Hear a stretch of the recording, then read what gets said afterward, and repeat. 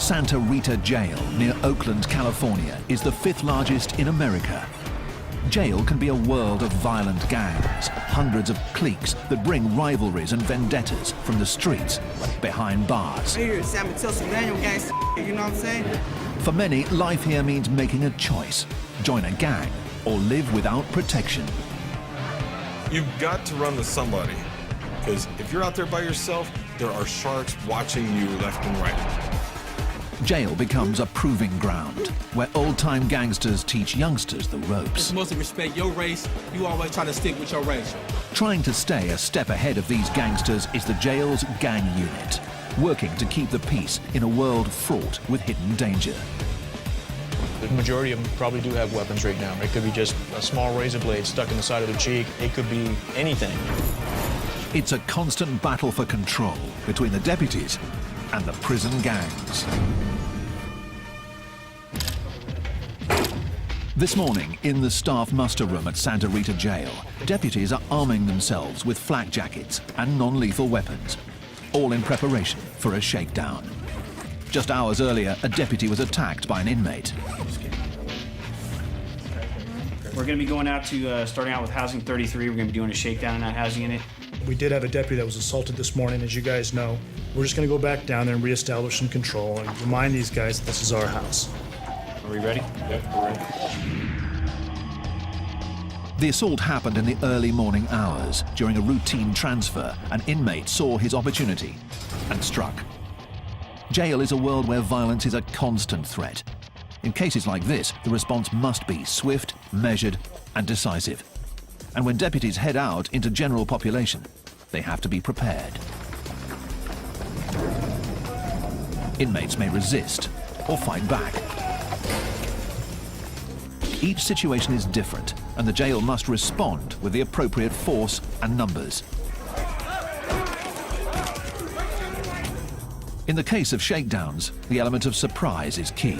East side, gentlemen, I need everybody on your feet. Do not go to your drawers. Get up, get dressed. Searches like these are a fixture of life here at Santa Rita Jail. But when a deputy is attacked, everything becomes more intense, and even the slightest show of defiance can get an inmate handcuffed. Turn around, put your hands behind your back. Stop. Let's go. The deputies search every cell and turn over every bunk. Their aim is to find contraband, like weapons, drugs, and alcohol. Already the search is getting results. They uncover dozens of containers of homemade alcohol called Pruno. Throw some sugar in there and apple juice, and then just tighten it up, and it just starts fermenting. It's the catalyst for a lot of fights. People start drinking, and they get that liquid courage, and then a lot of fights break out. We do this on a routine basis. However, if you're going to be that housing unit that today you're going to threaten our staff, well, we move you to the top of the list. And today, they threaten our staff. Based on an assault that took place this morning, we move them to the top of the list. More than 150 inmates will be searched today, yielding gallons of alcohol. But the fight for control here is never ending, driven by one simple fact. This is the 5th largest jail in America.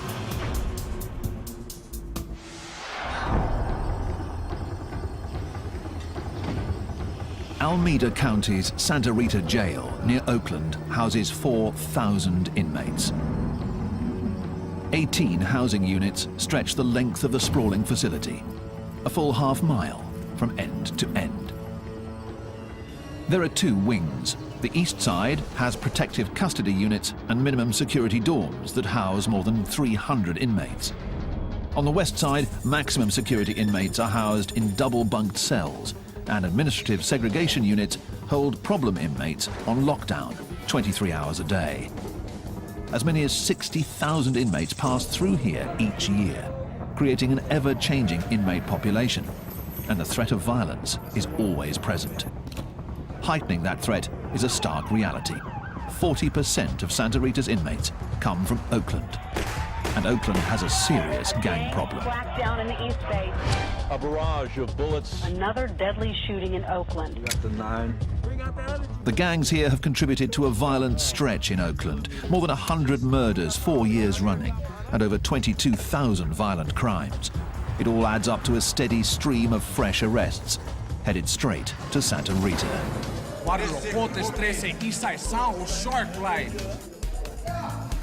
The streets of Oakland set the tone here, and roughly half of the inmates have gang affiliations and often bring vendettas and rivalries with them from the street.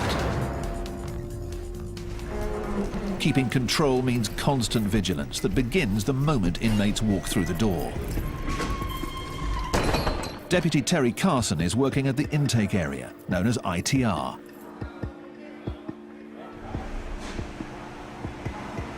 Have you been charged with any assaults on the plea? No. Been charged with any assaults on other inmates? No. Carson interviews inmates to determine their criminal past, what sort of crime they're charged with, and what threat they might pose to other inmates. The information is used to classify inmates, and here in Santa Rita Jail, they are color-coded accordingly. Inmates given blue jumpsuits are considered medium security, posing a low threat. Yellow is given to those with heavy charges or a history of violence behind bars. Terrorist threats? Okay. Each one of these represents the year that you did in prison?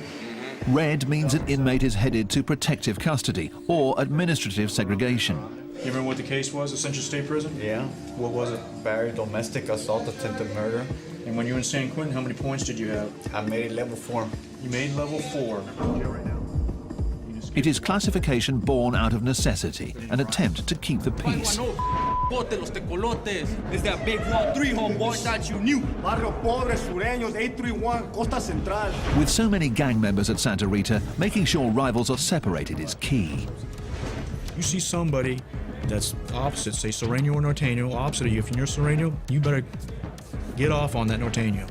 That's all there is to it. That's the politics. And if you don't, we're going to do something to you. But new tensions between gangs can heat up at any minute. So the jail has created a special unit to track the ever-changing gang world. Terry Carson is part of the team, and so is Mark Schlegel. Together they make up the Gang Classification Unit, and their office wall is lined with one of the keys to understanding the gang world: coded artwork. You have a Kumi 415 over here. This is the Hells Angels. West Oakland. Oh, you got X4 Norte. Hidden in the drawings are important clues of affiliation, of rivalries, and of potential conflict. It's all part of a story that translates to the history written on the inmates themselves: tattoos. When these guys come across the counter, you'll see the same type of artwork on their skin. So they tell me a story. 14th letter of the alphabet, which is N, which stands for Norte. You'll also see 14 on white supremacist guys, but that means totally different. These guys don't put this stuff on a piece of paper or on their bodies without a reason or a story behind it. Decoding the story may be vital to keeping the peace here behind bars, but the gang unit serves an even greater purpose. They are building a record of each gang member, one that will follow them to prison or back out onto the streets. It's valuable intelligence that gets shared with corrections and police alike. But the challenge for the gang unit is daunting. There are hundreds of cliques and gangs in California, and on any given day, behind the walls of Santa Rita, many of them are represented.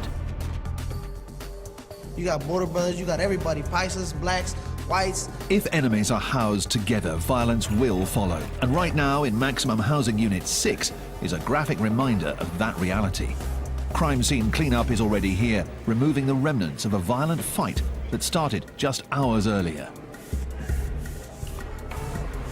Yeah, we had just opened the doors for dinner feeding. An inmate ran down here from cell 14, entered the cell, attacked the other inmate, had a razor blade attached to a short piece of plastic, tried to slice him on the facial area. The injured inmates have been taken to medical, where the attacker may face charges for assault. It's still unclear whether the fight was gang-related.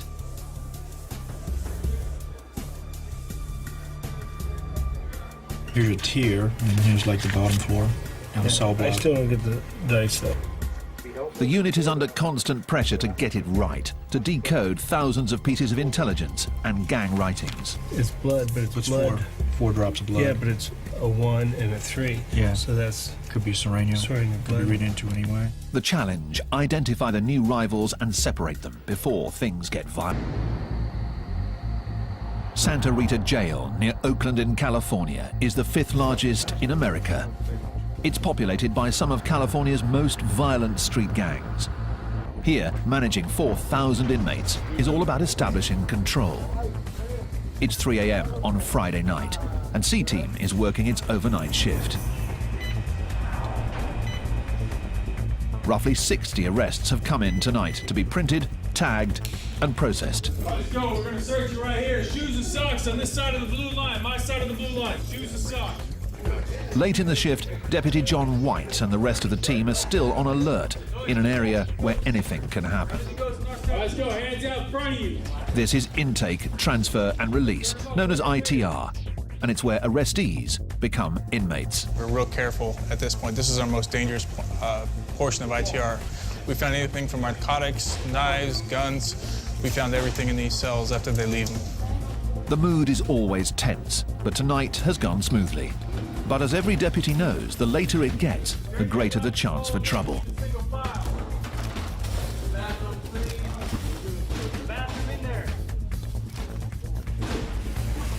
We're roughly 10 hours into our shift right now. Every minute, every second, you have to be attentive to all your surroundings.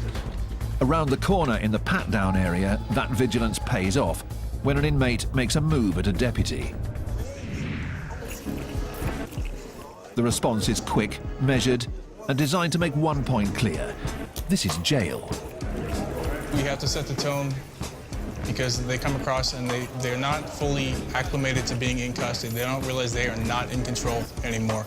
This individual that came across, he's intoxicated. They came across, we attempted to search him. He became combative. So for our safety and for his safety, we went ahead and we restrained him, brought him back to the back. It happens every night. Don't kick me, dude. The alcohol does funny things to people, and unfortunately, this is where they usually end up. This inmate will sober up in a back tank of ITR. By night, it's a quiet corner for problem inmates. But in the morning, the mood changes radically as ITR transforms into the bustling hub of the jail.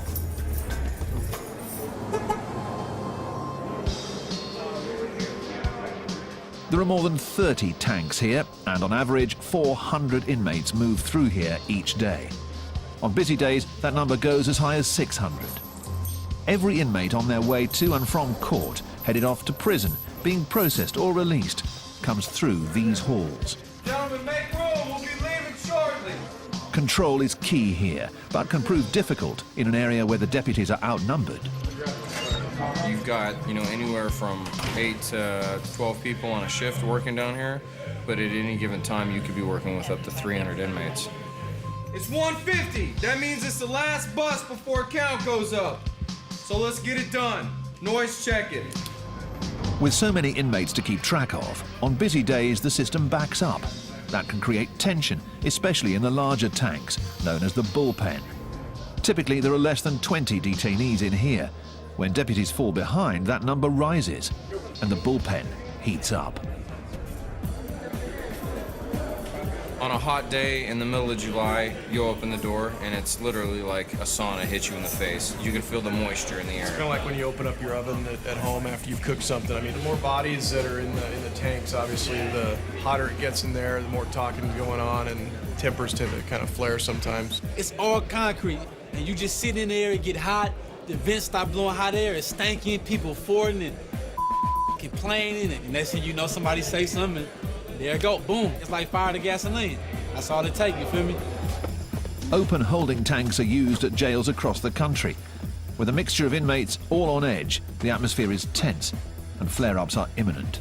Away from the deputy's view, fights can break out at any moment and escalate as other inmates within the tanks become involved. Stand by, gentlemen. I'll be right back. The ever-present threat of fights keeps the pressure on the ITR staff. Inmates can't avoid the bullpen, so it's vital that the deputies get them out or back to the cell houses fast. Does everybody know the rules? As the day comes to an end, Deputy Scott Brandon moves more than 60 inmates back to the units. Right shoulder, right wall, single file line. The second rule. Shut up. Please be quiet. With the inmates unshackled, there's one basic goal: keep them moving. You want to kind of keep them going in the same direction with a minimal amount of distraction. So if you can get them moving all in the same direction that looks like somewhat of a straight line, then to me you're doing your job and you're getting it done. Because the whole goal is not to get into a fight with everybody you see. It can't run like that. And the long and short of it is, these aren't children, these are grown men. So they're gonna act the way they're gonna act. For inmates, leaving ITR marks the end of a long day. But for those returning to cell houses like 34, the stress is just beginning. Walk and get you, talk some gators, close the book. Won't you take a closer look? Closed casket pressure cook. And I'm the peer pressure that your teacher talking about. Toss go off the tier to teach him not to run his mouth. And I'ma run with it. There are 328 inmates here, the maximum allowed, and just 2 deputies overseeing them all. During free time like this, known as pod time, it's loud, crowded, and governed by a code set by the inmates themselves. Inmates like Chris Card. It's mostly respect your race. You always try to stick with your race, you know what I mean? In this particular pile, we got the black hole where we sitting at. From this bunk on down, we try to keep it all African Americans.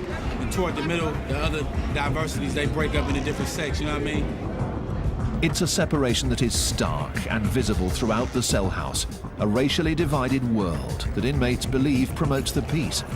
Yet the racial divide here hides a more deep-seated separation. In this dorm, as with most cell houses here, the gangs are watching. Every table, every staircase, every phone is territory to be marked and held, much of it claimed by the dominant gang, the Norteños, who have their own bylaws and codes, rules followed by former gang members like Lucky. Everybody has a role, okay? It's like a body, you know? Like, everyone has a role in the gang. Everybody does. Because no matter if you're way up here or way down here, you're still contributing something. Say that there's a cell right here, okay? And this door opens 27 times a day. My job is to be in this cell and watch that door. And I jot down every time that door opened, okay? That's my job. I'm part of something. I am doing something. When you're in a gang, in a Norteño gang setting, it's by law you work out. If you don't, you will be disciplined and you'll be dealt with accordingly. That's the way it is. The gangs and codes here provide a structure, making it both a jail and a recruitment ground. Though inmates claim that segregation keeps the peace, fights do break out. And when this happens, it's each race and each gang for themselves. Me, my understanding, all my we gonna rock. If it go down, we gonna rock. Ain't no hands down, no question about nothing, man. If it kick off, man, we finna get on top of your helmet, man. Straight up, take no prisoners, cause you ain't about to, I'm not finna go home in no bag.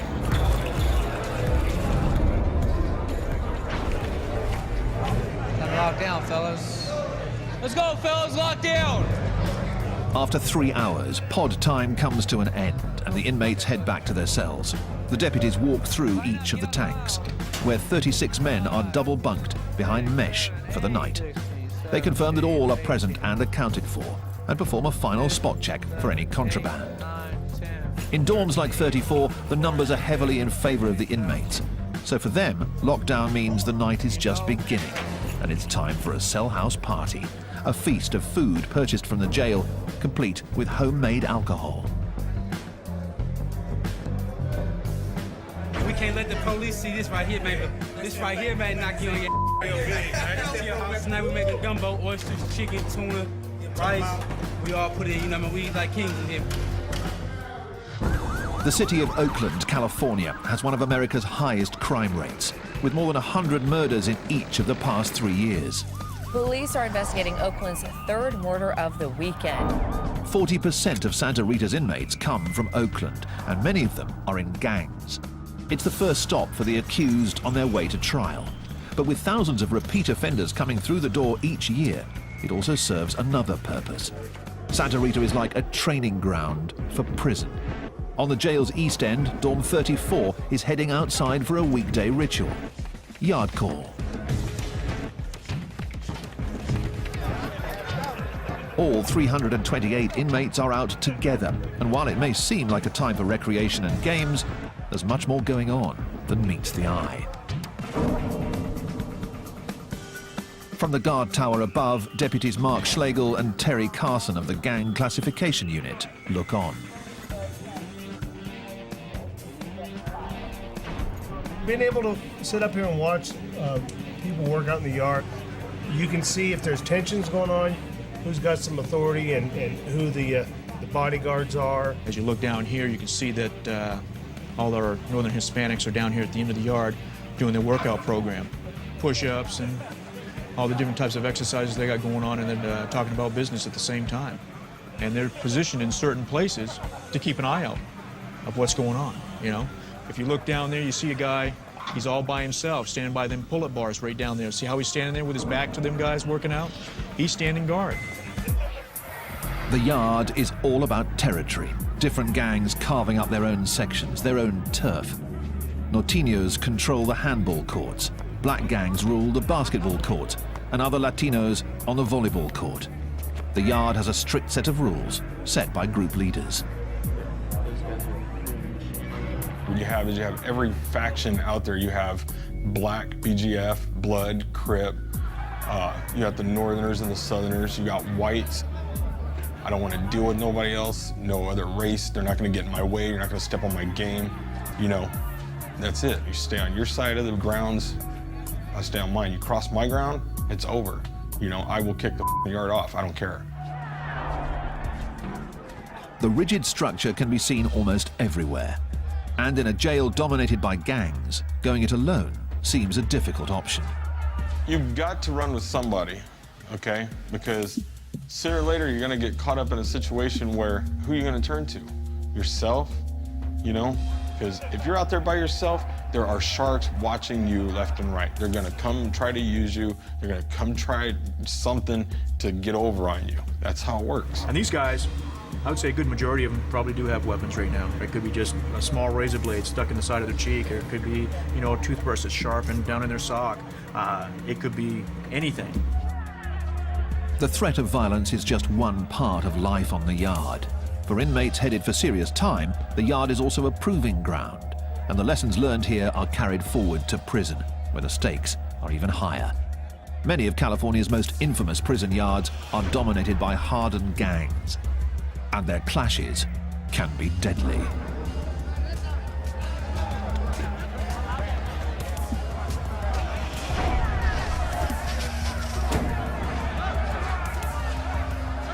Even in this seemingly chaotic environment, the rules of engagement are strict and clear. Whoever's having the issues against each other, their channel or their shot caller will come and let you know, hey, back the up for a while, we're going to go get off. If you want to get involved, let us know. You have to know who's who over or who's helping who out to know when it's going to jump off. But you can pretty much tell. I mean, you'll see it. You'll see the grouping up. You'll see everybody getting in position, and then next you know, it's mayhem. This riot at California's Pelican Bay prison probably started after tensions built between rival gangs. The conflict lasted for more than half an hour as corrections officers tried to regain control. In the end, more than 20 inmates were injured. The threat is always there. You could walk past some guy and look at him just like, you know, the sun be in your eyes, and you look at him with your eyes like, you know, and then he'll run up on you. What the hell are you looking at? Nothing. Oh, I'm not nothing. See, and it could go just a domino effect of, you know, you're just saying the wrong things. The constant threat of violence has created a surprising shift. Gang members behind bars are turning their backs on gangster life. They're called dropouts, and they make up more than half of the inmates in protective custody here at Santa Rita. And Brian Curlis is one of them. Leaving gang life behind is no easy task.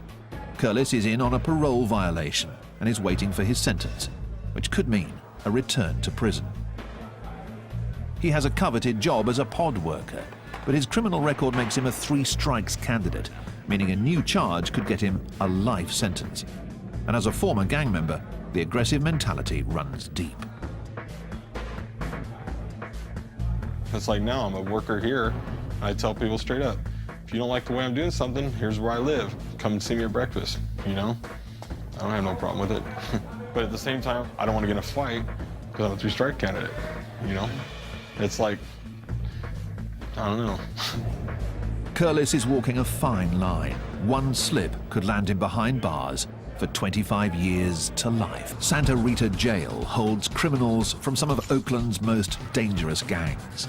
For gang members, cell houses and yards are a harsh training ground where the inmates are indoctrinated into the gang code. For the deputies, keeping the peace is a never-ending challenge that requires more than just watching over the inmates. It requires constant surveillance and vigilance. And today, in Dorm 32, deputies Carson and Schlegel of the gang unit are following up on some fresh intelligence. Time for pod time, pod time. Lower tier, stay off the carpet. Upper tier, stay off the stairs. Once all the doors are closed, I'll flash the lights. Again, this is pod time. Apparently about a week ago, from the information we're getting, they removed some of the guys that had a lot of say in this pod for the Northern Hispanics. They were taken out. And during that time, that kind of, you have a void there, so there's always going to be a little power struggle within the group to say who's going to step up and call the shots. In the rigid gang structure behind bars, the shot caller is the one in charge. He runs the dorm, decides who fights who, but he also keeps the peace. Without him, even more fights could break out. So the gang unit is trying to figure out who is stepping up next. Figuring that out can be tough in this constantly shifting environment. One of the things that they do as leaders is to help train everybody else that's coming in here, or make sure that people understand, you know, the structure in there. This is a county jail. When you're in the county jail, it's not like we're in prison where people are in there for years at a time. They're in for short periods of time, and so there's a lot of turnover and there's a lot of people coming and going. That constant turnover is one of the key challenges to keeping control here. Santa Rita sees nearly 60,000 inmates each year from all over Alameda County, so rivals from the street can easily end up housed next to each other, and that can spell trouble. Just as the jail is constantly looking to classify any incoming gang members, the gangs themselves have their own strict classification process. And just like the jail, it begins from the moment an inmate walks into a new cell house. When they come in, they have to check in, and when they check in, they have to give, from the time they started coming into custody of the first crime that they ever committed to up until now, they have to list each and every crime that they committed, where they went, where they stayed, what state prison they were in, who this cellie was, and all that stuff. So they have to have that track record there. It's like writing up their resume.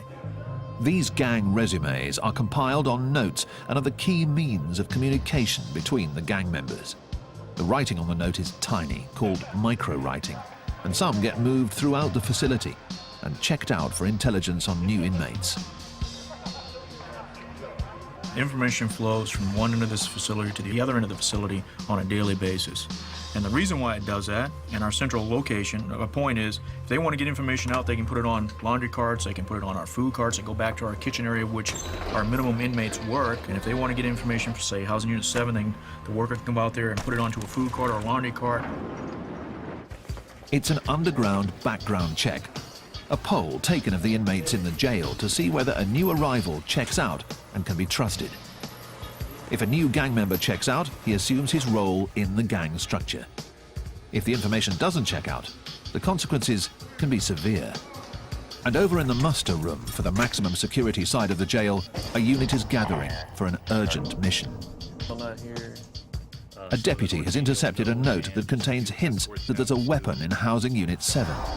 And there's additional intelligence that an attack is in the works.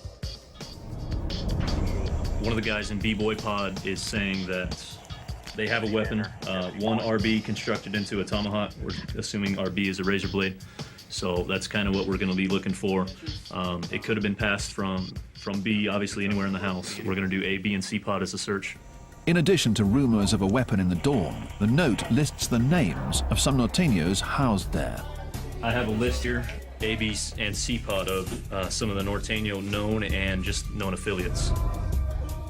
This dorm is the target for today's raid. Finding the weapon is the mission. It could be tucked in a book, could be anywhere. It could be a mattress that's sliced open, stuck in the foam, you know, anywhere. So we want to make sure we do a good job, especially with the northerner cells. We'll just go in, do our job, get it done.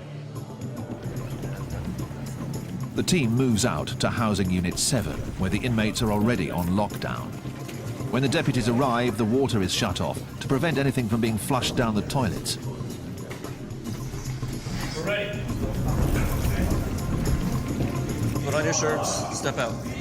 An operation like this relies on speed, getting all of the inmates out of their cells before they have a chance to destroy evidence. Pull your shirt down, pull your shirt down, pull your shirt down. Those who buck the system are immediately removed. Once out, the inmates are patted down and then placed in holding areas as the search begins.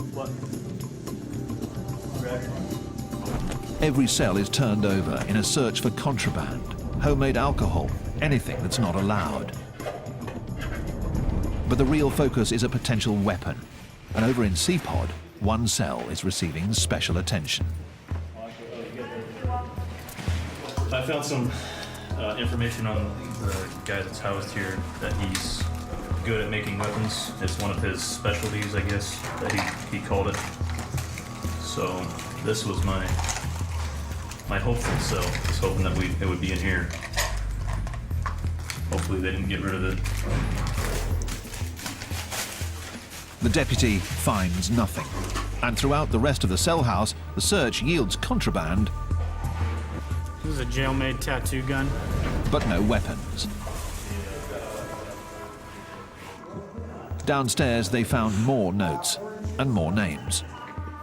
These show people that just arrived, it looks like, names and PFNs. It may just be the break the team's been looking for. A deputy takes the notes back to Carson and Schlegel of the Gang Classification Unit for inspection. This is from C-Pod. This was an F-Pod. Okay. The fresh intelligence demands immediate attention. This is kind of interesting. Look at that. Decoding the writing is a tedious job, but buried inside could be more important information about gang members, weapons, and even new hits. Okay, and we know this guy. It will take hours to pore over the micronotes. So back in Cell House 7, the search for the contraband continues, and the deputies have had a lucky break. One of the envelopes was addressed to a cell in F-Pod, cell 1. We understand there's a newer guy that's over there of the Norteño affiliation, so we're thinking that they may have something over there as well. The focus of the search narrows. Now, rather than searching an entire pod, the team moves in on 3 cells, and one of them is the real target. The inmates are quickly removed, and the deputies move in, checking mattresses, combing through books, but still no weapon.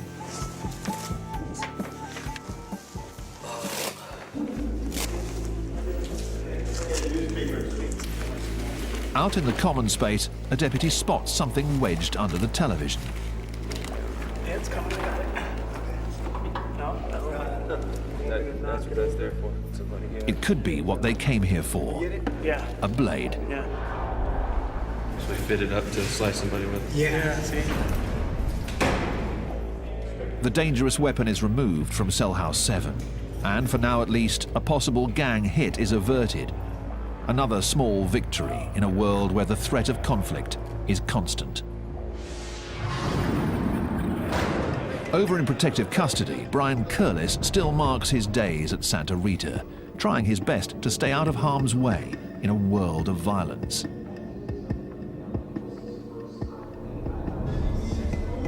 Curlis is on a parole violation, but has turned his back on gang life. It's a decision that makes him a constant target, even here in protective custody. I don't think you're any safer here than you are on the main line. At any time, anything you do, you sit at the wrong table, you use the wrong shower, it could get you hurt. Gang members despise dropouts. They are traitors of the highest order. That makes them targets wherever they go, especially behind bars, where gangs set the unofficial rules. While gang initiation is often violent, getting kicked out is even worse. It's called a removal, a quick but violent act where a gang member slices another in the face with a weapon. The slice leaves a permanent mark and lets other gang members know that the target is a dropout, what they call no good. I've seen people get their face sliced open, have their ear knocked off, all the way across. To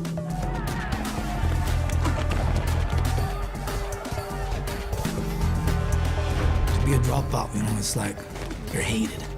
You're hated a lot. People literally 100% want to kill you. By being placed in protective custody, the dropouts are already marked by the red jumpsuits they wear. So far, Curlis hasn't been attacked, but anything's possible in jail. It's something you got to deal with, you know? As you get older, you get wiser. If somebody starts assaulting me, I'm going to fight back. You know, I'm going to defend myself to the fullest. You got to be stronger than the average person around here. Curlis will soon find out his sentence. Until then, he's constantly on edge, always looking over his shoulder. Santa Rita Jail is a revolving door for some of Oakland, California's most violent gangs. An estimated 30,000 people with gang affiliations come through here each year, and deputies are always on their guard, always looking out for conflict. In intake, transfer and release, the day is just getting underway. A dozen deputies start their daily routine, moving 200 bodies through these halls. Gentlemen, we're gonna move down to the nurse. Remember our discussion. The quicker you guys do it, everybody cooperates, you get through fast. Terry Carson of Gang Classification is on his post at the front end of the system, screening the new intakes, trying to figure out whether they have gang affiliations and where to put them. Remember these street gangs? No. None? Any tattoos? No tattoos. Nothing. Nothing on your back? Nothing. The process of classification here is never-ending. It's a process designed to keep rival gangs separated and violence from breaking out. Despite their best efforts, clashes can happen at any time. Clashes that escalate as staff step in to break them up. Out on the maximum security wing, in Housing Unit 4, a deputy has been caught in the crossfire while breaking up a fight between 3 suspected gang members. The inmates are already on lockdown as an investigation is underway, and the pod is littered with the remnants of a brawl. The deputy on duty is still shaken after having a chair thrown at him. A search of the pod after the fight, all inmates were searched and jail-made weapons were located within the pod. It makes you think when you go running in there to protect these guys, if somebody's gonna stab you and or hurt you also. It could be a trap, you never know. In an isolation cell, the inmate who threw the chair is still being questioned. I threw a couple of chairs actually. To protect yourself? Yeah. The door closed. The deputies suspect that the fight was between rival gangs vying for power in the cell house. Since a deputy was involved, the punishment is stiff. This inmate may face new charges and more time for assault. Sign me a charge, really? Yes, you are.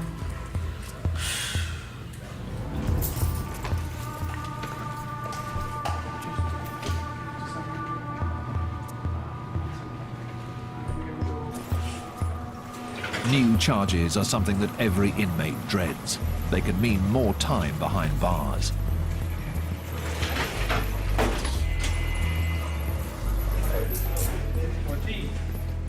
Former skinhead Brian Curlis is trying to steer clear of getting new charges of his own. He's shipping out of Santa Rita, headed back to prison. Leaving jail behind means returning to a world where the convict code runs even deeper. As a gang dropout, he'll face challenges daily. But as a 3 strikes candidate, those challenges could have serious consequences.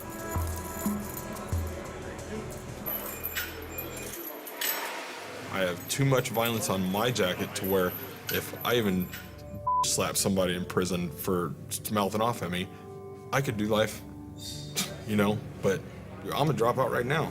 I've gotten out of it because what am I gonna do? I look back sometimes and I think to myself, man, I've screwed up. Never mind, hold on. I screwed my kids up going through this, and it's just crazy. you know? So.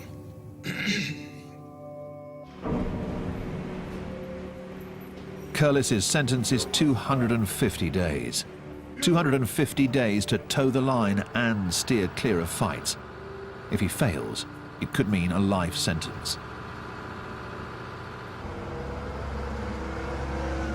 The prison bus leaves, signaling the end of another day. Back in the cell houses, the evening brings with it a familiar sight. Deputies have formed a squad and are making their way across the yard. It's another shakedown, another attempt to remind the inmates of who's in charge. The battle for control between gang members and deputies never ends. Join cops patrolling the drunken states of America in a brand new look at US binge drinking next Thursday at 9. Stay tuned for Seconds from Disaster.